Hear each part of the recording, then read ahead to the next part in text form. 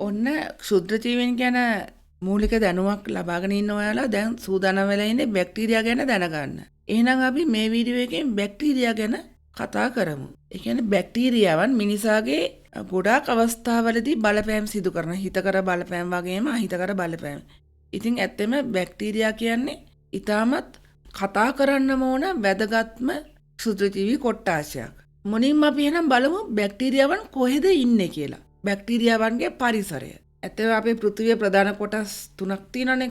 කියන්නේ ජලජ, භෞමික, වායු. කියන්නේ ජලය, ගොඩබිම, වායු. ඔය පරිසර තුනේම දකින්න ලැබෙනවා. දැන් ජලජ පරිසරය ගත්තාම කරදිය මිරිදිය දෙකේමත් ඉන්නවා. භෞමික පරිසරයේ පස වගේම ඒ කියන්නේ තෙතමනේ තියෙන තැන්, වියලි තැන් ඔය වගේ තැන් වල ඉන්නවා. ඊළඟ වායව පරිසරය ගත්තාම ඒ කියන්නේ වායුගෝලයේ කිලෝමීටර් 6ක් වෙනකම්ම ක්ෂුද්‍රජීවීන්ගේ පැවැත්මට හිතකර ප්‍රශස්ත උෂ්ණත්වයක් තියෙන්නේ. ඉතින් වායුගෝලෙත් කිලෝමීටර් 6ක් පමණ වෙනකම් ක්ෂුද්‍රජීවීන් ඒ කියන්නේ බැක්ටීරියාවන් දකින්න ලැබෙනවා. ඊළඟට තව කතා කරොත් වෙනත් ජීවීන්ගේ ඒ කියන්නේ ශාකවල සතුන්ගේ සජීවී වෙන්න පුළුවන්. එහෙම නැත්නම් ඔවුන්ගේ මිය ගිය පසු එම මෘත දේහවල වෙන්න පුළුවන්. ඒ දේහවල මතු පිට එහෙම නැත්නම් දේහ තුල බැක්ටීරියාවන් ඉන්නවා. ඒ වගේම තමයි සත්ව බහිස්රාවී ද්‍රව්‍ය වගේ ජීවීන් ඉන්න හැම තැනකම වගේ ඔන්න බැක්ටීරියාවන් දකින්න ලැබෙනවා. ඊළඟට තව සාමාන්‍ය ජීවීන්ට ඉන්න අපහසු පරිසරවලට කියන ආන්තික පරිසර කියලා. ආන්තික පරිසරවල ක්ෂුද්‍රජීවීන් දකින්න ලැබෙනවා. ඒ කියන්නේ උණු දිය උල්පත්, හිම, අයිස් තට්ටු, ඊළඟට ග්ලැසියර් වගේ තැන්වල ගිනි කඳු, පෙට්‍රල්, ඩීසල් වගේ හයිඩ්‍රෝකාබන් තුල ඔයව හැම තැනම කියන්නේ බැක්ටීරියාවන් බහුලව දකින්න ලැබෙනවා. ඉතින් මේ බැක්ටීරියාවන් හැම පරිසරයකම ඉන්න නිසා සාර්ව ව්‍යාප්තික ජීවීන් කාණ්ඩයක් කියලා තමයි හඳුන්වන්නේ. එහෙනම් ඊළඟට බලමු බැක්ටීරියාවන්ගේ තියෙන විශේෂ ලක්ෂණ මොනවද කියලා. මේගොල්ලන්ගේ ප්‍රමාණය ගත්තාම මිලිමීටර් 0.1කට වඩා කුඩායි. ඒ නිසා කිසිසේත්ම පියව්‍යසර දර්ශනය වෙන්නේ නැහැ. ඒක සෛලික ආකාර. ඊළඟට තව එකක් තමයි බැක්ටීරියාවන්ට සංවිධානය වුණ න්‍යෂ්ටියක්. ඊළඟට පටලමය ඉන්ද්‍රියක සහිත දේහයක් නැහැ. ඒ නිසා කියනවා ප්‍රාග් න්‍යෂ්ටිකයන් කියලා. නමුත් ඔවුන්ට තියෙනවා ඉන්ද්‍රියකා ලෙස රයිබෝසෝම තියෙනවා. න්‍යෂ්ටික ද්‍රව්‍ය හිස්ටෝන විදිහට තියෙනවා, ප්‍රෝටීන රහිත විදිහට. ඊළඟට DNA අණුවකුත් තියෙනවා. ඊළඟට සෛල බිත්තිය සෙලියුලෝස් වලින් තොරයි, මියුරින් වලින් තමයි හැදිලා තියෙන්නේ. සමහර බැක්ටීරියාවන් සතුව නම් සෛල බිත්තියට පිටතින් පොලිසැකරයිඩ් වලින් හදපු නානු වගේ ආවරණයක් තියෙනවා. ඒකට කියනවා ප්‍රාවරණය කියලා. දැන් මේ පේන්න තියෙන්නේ ආලෝක අන්වීක්ෂණ බැක්ටීරියාවන් පේන හැටි. ඇත්තම මෙතන මේ දක්වලා තියෙන්නේ E. coli කියන බැක්ටීරියාව. එතකොට E. coli බැක්ටීරියාවම ඉලෙක්ට්‍රෝන අන්වීක්ෂණ පේන හැටි තමයි මේ තියෙන්නේ. ඔයාලට පේනවා ඇති. ඒ අන්වීක්ෂ දෙකෙන් පේන රූපරාමු වල වෙනසක් තියෙනවා. ඉලෙක්ට්‍රෝන අන්වීක්ෂ විශාලනය ගොඩාක් වැඩි. ඒකයි මේ බැක්ටීරියාවන් පැහැදිලිව පේන්නේ. ඊළඟ තව ලක්ෂණ ගැන කතා කරනකොට තවත් කතා කරන්න ඕනේ කොටසක් තමයි සමහර බැක්ටීරියාවන් ප්‍රභා සංශ්ලේෂණය කරනවා. ඒගොල්ලන්ට බැක්ටීරියෝ ක්ලෝරොෆිල් කියලා වර්ණකයක් තියෙනවා. ඒ නිසා තමයි ඒගොල්ලන් කොළ පාට වෙලා තියෙන්නේ. ඊළඟට චලනය සඳහා බැක්ටීරියාවන් සතුව කශිකා තියෙනවා. එතකොට මේ කශිකා බාහිර පටලයකින් ආවරණය වෙලා නෙමෙයි තියෙන්නේ. ආය පිලයි කියලා කොටසකුත් තියෙනවා. තවත් සමහර බැක්ටීරියාවන්ට නයිට්‍රජන් තිර කිරීමේ හැකියාවක් තියෙනවා. ඒ කියන්නේ වායුගෝලයේ නයිට්‍රජන් ලබාගෙන නයිට්‍රේට බවට පත් කිරීමේ හැකියාවක් තියෙනවා. ඔන්න බැක්ටීරියා සෛලයක කොටස් තමයි මේ දක්වලා තියෙන්නේ. ඒකම තවත් ටිකක් පැහැදිලිව මෙතන දක්වලා තියෙනවා. පිලයි, ප්ලාස්මිඩ, රයිබෝසෝම, සයිටෝප්ලාස්මය, සෛල පටලය, සෛල බිත්තිය, ප්‍රාවරය, නියුක්ලියෝටයිඩ්, ඒ කියන්නේ චක්‍රීය DNA තියෙන කශිකාවක් තියෙනවා. මේ ටික හොඳට නිරීක්ෂණය කරොත් බලන්න පුළුවන්. හොඳයි. විශාල පරාසයක දකින්න පුළුවන් බැක්ටීරියා ගොඩක් ඉන්නවා. ඉතින් අධ්‍යයනයේ පහසුව සඳහා බැක්ටීරියා වර්ග කරනවා. එහෙනම් බලමු අපි බැක්ටීරියා වර්ගීකරණය ගැන. කොහොමද වර්ග කරන්නේ? ඔවුන්ගේ හැඩය අනුව වර්ග කරනවා. ඊළඟ සෛල සංඛ්‍යාව අනුව, කශිකාවල පිහිටීම අනුව, ශ්වසනය කරන ආකාරය අනුව, පෝෂණ ක්‍රමය අනුව. ඔන්න බැක්ටීරියා වර්ග කිරීම කරනවා. මේවා ගැන අපි වෙන වෙනම බලමු. මුලින්ම හැඩය අනුව ප්‍රධාන වර්ග කීපයක් හඳුනා ගන්න පුළුවන්කම තියෙනවා. කොකුසාකාර, එහෙම නැත්නම් ගෝලාකාර ආකාර, බැසිලස් ආකාර, එහෙම නැත්නම් දණ්ඩාකාර, ස්පිරිලුම්, එහෙම නැත්නම් සර්බිලාකාර ආකාර කියන ප්‍රධාන වර්ග තුන හඳුනා ගැනීම හැකියාව තියෙනවා. මේට අමතරව විබ්‍රියෝ කොමා ඒ කියන්නේ සර්බිලාකාරම තමයි ඒ බැක්ටීරියාවනොත් අර ප්‍රධාන වර්ග තුන අපි වෙන වෙනම බලමු. මේ තියෙන්නේ කොකුසාකාර බැක්ටීරියා. එක වර්ගයක් තමයි මොනොකොකස්. ඒ කියන්නේ තනි බැක්ටීරියාවක්. තනි ගෝලාකාර බැක්ටීරියාවක්. ඩිප්ලොකොකස්. ගෝලාකාර බැක්ටීරියා දෙකක් එකට සම්බන්ධ වෙලා ඉන්නේ. ඊළඟට ටෙට්‍රොකොකස්. ගෝලාකාර බැක්ටීරියා හතරක් එකට සම්බන්ධ වෙලා ඉන්නවා. ඊළඟට පහළ පෙළියේ සාසීනා පොකුරක්. ගෝලාකාර බැක්ටීරියා පොකුරක්. ඊළඟට ගෝලාකාර බැක්ටීරියා 10ක් ස්ට්‍රෙප්ටොකොකස්. ඊළඟට ස්ටැෆිලොකොකස් පිරමිඩ් වගේ හැඩයක් මෙතන පේනවා ඔයගලන්ට. එහෙනම් ඊළඟට බලමු බැසිලස් බැක්ටීරියා. එහෙම නැත්නම් දණ්ඩාකාර බැක්ටීරියා. ඩිප්ලොබැසිලස්. ඒ කියන්නේ බැක්ටීරියාවන් යුගල බැගින් සම්බන්ධ වෙලා ඉන්නේ. දැන් මෙතන රූප රාමුවේ තියෙන්නේත් ඒ වගේ. ඊළඟට ස්ට්‍රෙප්ටොබැසිලස්. බැසිලස් ආකාරයේ බැක්ටීරියාවන් රේඛීය 10ක් විදියට තමයි සම්බන්ධ වෙලා ඉන්නේ. ඊළඟට ස්පිරිලුම් ආකාර, සර්පිලාකාර ආකාර, විබ්‍රියෝ ඒ වර්ග ටික. ඊළඟට සෛල සංඛ්‍යාව සහ සෛල ඇසිරී ඇති රටාව අනුව බැක්ටීරියාවන්ගේ විවිධත්වය තමයි නැවතත් අර කලින් කතා කරපු ටිකම මොනොකොකස්, ඩිප්ලොකොකස්, ස්ට්‍රෙප්ටොකොකස්, ටෙට්‍රාකොකස්, ස්ටැෆිලොකොකස් කියලා හඳුනා ගන්න පුළුවන්කම තියෙනවා. ඊළඟට බලමු අපි කශිකාවල පිහිටීම අනුව කොහොමද වර්ග කරන්නේ කියලා. දැන් මෙතන ABCD විදියට රූප හතරක් දක්වලා තියෙනවා. ඒ අනුව හැඳින්වීමක් තියෙනවා අනික් පැත්තේ. බලන්න ඒ වර්ගය හඳුන්වන්නේ ඒකරෝමී කියලා. ඒ කියන්නේ ඔවුන්ගේ බැක්ටීරියා සෛලයේ එක කෙලවරක පමණයි කශිකාවක් තියෙන්නේ. ඊළඟට B වලින් දක්වලා තියෙන ගුච්ඡරෝමී. සෛලයේ එක් කෙලවරක පමණක් කශිකා විශාල ප්‍රමාණයක් තියෙනවා. ඊළඟට C ද්විරෝමී. දෙපැත්තෙන්ම කශිකා දෙකක් තියෙනවා. ඊළඟට පරිරෝමී. බැක්ටීරියා සෛලයේ වටේටම තියෙන මේ රෝම නැත්නම් කශිකා. උභයරෝමී. ඊළඟ වර්ගයේ උභයරෝමී. හැබැයි රූප රාමුවේ එතන පෙන්වන්නේ සෛලයේ එක කෙලවරකට කශිකා කීපයක් බැගින් කෙලවරවල් දෙකේම කශිකා තියෙනවා. හොඳයි. ඊළඟට බලමු පෝෂණ ක්‍රමය අනුව වර්ගීකරණය කරන්නේ කොහොමද කියලා. එකක් තමයි ප්‍රභා ස්වයංපෝෂී පෝෂණ ක්‍රම. ඒ කියන්නේ මුලින්ම ස්වයංපෝෂී විෂමපෝෂී කියලා කොටස් දෙකකට බෙදෙනවා පෝෂණ ක්‍රමය අනුව. ඒතර ස්වයංපෝෂීන් ආභව කොටස් දෙකකට බෙදෙනවා. මේ දක්වලා තියෙන්නේ ඒක. ප්‍රභා ස්වයංපෝෂී කට්ටියයි කියන්නේ කාබනික ආහාර ඒ කියන්නේ කාබන් වගේ කාබනික ආහාර සංශ්ලේෂණය කරන්න සූර්යාලෝක ශක්තියක් විදියට භාවිතා කරනවා මේ කට්ටිය. ප්‍රභා ස්වයංපෝෂී. ඊළඟට රසායනික ස්වයංපෝෂී. මේගොල්ලන් කාබනික ආහාර සංශ්ලේෂණය කරන්න පාවිච්චි කරන්නේ රසායනික ශක්තිය. ඒ අනුව තමයි ස්වයංපෝෂී බැක්ටීරියාවන් ගැන කතා කරන්න තියෙන්නේ. ඊළඟට බලමු විෂමපෝෂී බැක්ටීරියාවන් කොහොමද කියලා. ඒගොල්ලොත් ප්‍රධාන කොටස් දෙකයි.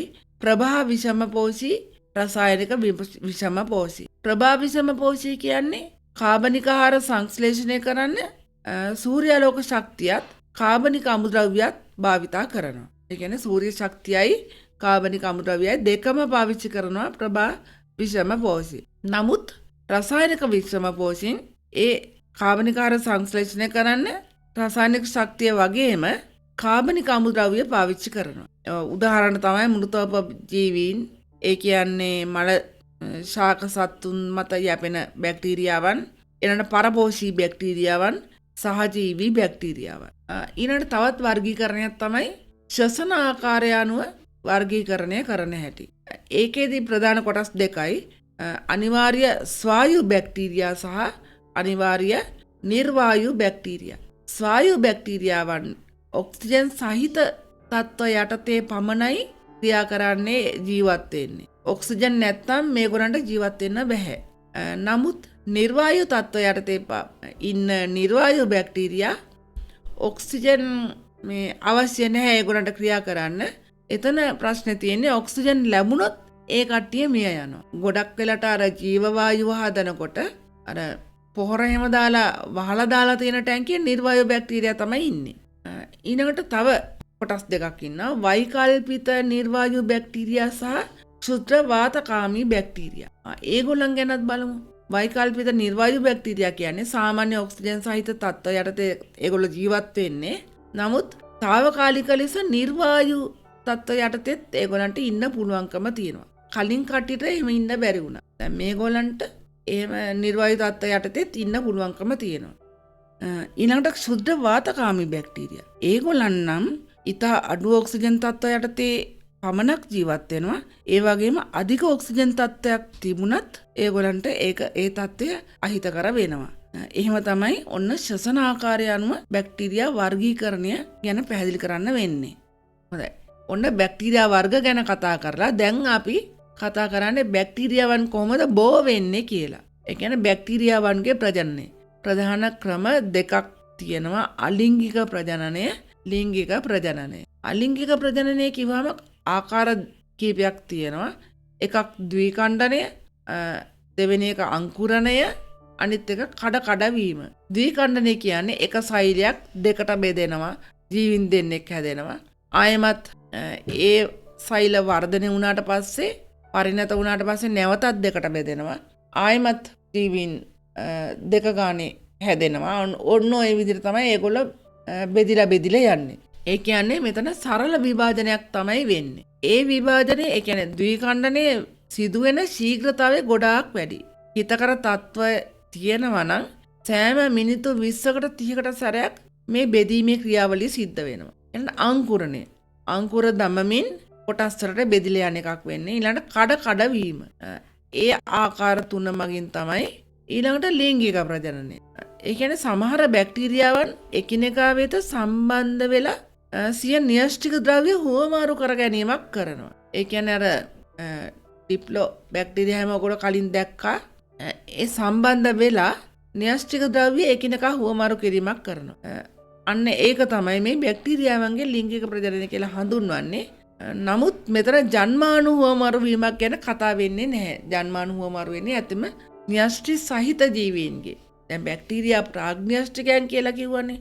ඒ නිසා ඒ වෙනස මං හිතනවා ඔයාලට පැහැදිලි කියලා. ඊළඟට අපි බැක්ටීරියා වල වාසි ගැනත් කතා කරන්න ඕන. බැක්ටීරියා වලින් ප්‍රයෝජන ගොඩාක් තියෙනවා. ඉතින් වාසි ගැන කතා නොකරම බෑ. එක ප්‍රයෝජනයක් තමයි මිනිසා විසින් ගන්න කිරියාශ්‍රිත නිෂ්පාදන වලට බැක්ටීරියා යොදා ගන්නවා. ලැක්ටෝබැසිලස් කියන වර්ගය තමයි මෙතෙන්දී ඕන වෙන්නේ. ඒ කියන්නේ යෝගට්, චීස්, මුදවපු කිරි ඒ වගේ ගොඩක් කිරියාශ්‍රිත නිෂ්පාදන වලට මේ ලැක්ටෝබැසිලස් කියන බැක්ටීරියාව යොදා ගන්න. ඊළඟට තවත් මේ ප්‍රයෝජනයක් තමයි විනාකිරි නිෂ්පාදනයේට ඇසිඩෝබැක්ටර් කියන බැක්ටීරියාව තමයි එතෙන්දී අවශ්‍ය වෙන්නේ. නමුත් විනාකිරි නිෂ්පාදනය වීමේ ක්‍රියාවලියට තවත් සුද්ධජීවී වර්ගයක් ඕන වෙනවා. දැන් ඒ ගැන පැහැදිලි කරනවා නම් දැන් පොල් ගෙඩිය බෙන්දිනකොට ලැබෙන පොල් වතුර මේ වගේ පැතලි තැටියක දාලා තියන්න ඕන දවසක් විතර. එතකොට වායු ගෝලයෙන් එන ඊස්ට් කියන දිලීර වර්ගය, ඒකසෛලික දිලීර වර්ගයක්. මේ ඊස්ට් කියන දිලීර වර්ගය මේකේ පැසීම සිදු කරමින් බෝ වෙනවා. බෝ වෙමින් පැසීම සිදු කරනවා. ඒ කියන්නේ පැසීමේ ක්‍රියාවලියට භාජනය වෙමින් තමයි ඒගොල්ලෝ මේකේ ක්‍රියාත්මක වෙන්නේ. ඒ අනුව ඔන්න පොල් වතුර පැය කිහිපයකට පස්සේ මධ්‍යසාර බවට පත් වෙනවා. ඒ මධ්‍යසාරයට වායුගෝලයෙන් එන මේ ඇසිඩෝබැක්ටර් කියන බැක්ටීරියා වර්ගය ඇවිල්ලා ඒ මධ්‍යසාර මත ක්‍රියා කිරීම නිසා ඔන්න විනාකිරි බවට පත් වෙනවා. ඉතින් මේ ක්‍රියාවලියට ටිකක් වෙලා ගත වෙනවා කියලා ඔයාලට පැහැදිලි ඇති. කොහොම හරි විනාකිරි නිෂ්පාදනයටත් ඔන්න ඇසිඩෝබැක්ටර් භාවිත වෙන හැටි කතා කරා. ඊළඟට තවත් වැදගත් ප්‍රයෝජනයක් තමයි ස්වභාවිකව සහ කෘත්‍රිමව සිදු කරන කොම්පෝස්ට් සෑදීම. ඒ කියන්නේ ශාක සහ සත්ත්ව කොටස් දි รา පත් කිරීමෙන් තමයි පොහොර සෑදෙන්නේ. කෘෂිකාර්මික කටයුතු වලදී කොම්පෝස්ට් පොහොර සෑදීම බහුලව සිදු වෙනවා. ඒ කොම්පෝස්ට් පොහොර නිපදවන්න මේ බැක්ටීරියා වලින් විශාල මෙහෙයක් සිදු වෙනවා. ඊළඟ තවත් ප්‍රයෝජනයක් තමයි සම්පදම් කිරීම. තවත් ප්‍රයෝජනයක් තේ කොළ සකස් කිරීම. ඊළඟට මේ වගේ විවිධාකාරයේ ප්‍රයෝජන තියෙනවා බැක්ටීරියා මගින්. තවත් මේ බහුලව ගන්න ප්‍රයෝජනය තමයි පොල් එලි වලින් සහ හන පත්‍ර වලින් තන්තු වෙන් කිරීම. මේ ක්‍රියාවලියත් මම පැහැදිලි කරොත් හොඳයි කියලා හිතනවා. දැන් මෙතන ඔයාලට පේනවා පොල් කෙඳි සහ හන කෙඳි ආශ්‍රිතව කරපු නිෂ්පාදන විශාල ප්‍රමාණයක් තියෙනවා. මේවා විතරක් නෙමෙයි තවත් විශාල පරාසයක මේවා නිෂ්පාදනය කරන මේ ද්‍රව්‍ය වලින්. ඉතින් ඒක කරන්නේ කොහොමද? පොල්ලෙලි සහ හන පත්‍ර වල ශක්තිමත් කෙඳි ස්වභාවයක් කෙඳි වර්ගයක් තියෙනවා. ඒතකොට මේවා මේ පත්‍ර සහ පොල්ලෙලි මඩ වතුරේ දාලා ජලයේ පල්වීමට තියෙනවා මාස 1කමාරක් විතර. ඒ මාස 1කමාරේ පල් වෙනවා කියන්නේ මෙතෙන්දි සිද්ධ වෙන්නේ බැක්ටීරියා පත්‍ර සහ මේ පොල්ලෙලි වල අවශේෂ කොටස් ජීර්ණ කිරීම කරනවා. ඒ කියන්නේ දි รา පත් කිරීම කරනවා. නමුත් මේ කෙඳි බැක්ටීරියාවන් මගින් දි รา පත් කිරීම සිදුවන්නේ නැහැ.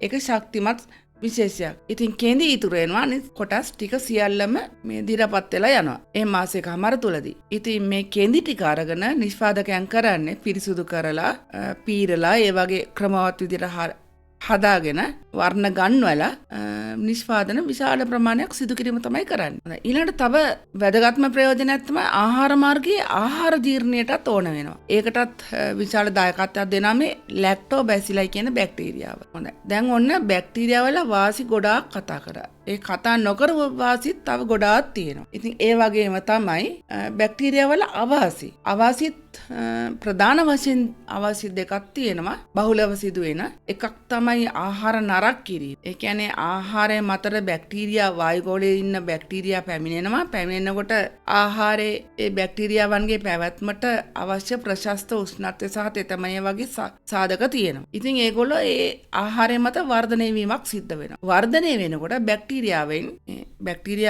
රසායනික ද්‍රව්‍ය ආහාරයට පිට වෙනවා. ඒතකොට ඒ රසායනික ද්‍රව්‍යත් එක්ක ආහාර ප්‍රතික්‍රියා කරලා පරිභෝජනයේ නුසුදුසු සංයෝග හැදෙනවා. අන්නේ ක්‍රියාවලිය තමයි කියන්නේ ආහාර නරක් වීමේ ක්‍රියාවලිය කියලා. ඊළඟ කාරණේ තමයි රෝග සෑදීම. රෝග නම් බැක්ටීරියා මගින් සෑදෙන ගණනාවක්ම තියෙනවා. මෙතන මේ රෝග සහ ඒ බැක්ටීරියා ආකාරයේ රූප රාමුත් එක්ක තමයි මේ දක්වලා තියෙන්නේ. තව ඒ බැක්ටීරියාවේ විද්‍යාත්මක නමක් තියෙනවා. ඔයාලට පුළුවන් ඒවා හොඳින් නිරීක්ෂණය කරන්න. මෙතන තියෙනවා කොලරාව, ඩිප්තීරියාව කියන රෝග සම්බන්ධ තොරතුරු. ඊළඟට 3 වෙනි එක ක්ෂය රෝගය. ඊළඟට 4 වෙනි එක උණ සන්නිපාතේ. ඒ කියන්නේ ක්ෂය රෝගේ හදන මයික්‍රෝබැක්ටීරියම් ආකාරය, උණ සන්නිපාතේ හදන සැල්මනෙල්ලා ආකාරය. ඊළඟට 5 වෙනි එකට විදිහට මෙතන දක්වලා තියෙන පිට ගැස්ම, ටෙටනස් ආකාරය. ඊළඟට තව රෝගයක් තමයි ගොනෝරියාව කියන එක. තව රෝගයක් උපදංශය.